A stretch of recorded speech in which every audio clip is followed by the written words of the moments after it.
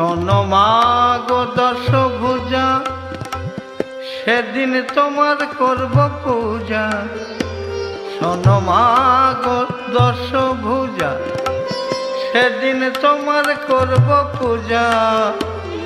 যেদিন মা নির্মলের মতো লক্ষ টাকা জমবে, যেদিন মা নির্মলের মতো লক্ষ টাকা জমবে।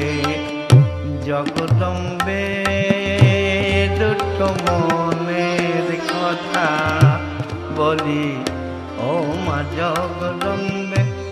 যত পাওনাদারে লাগায় লেঠা,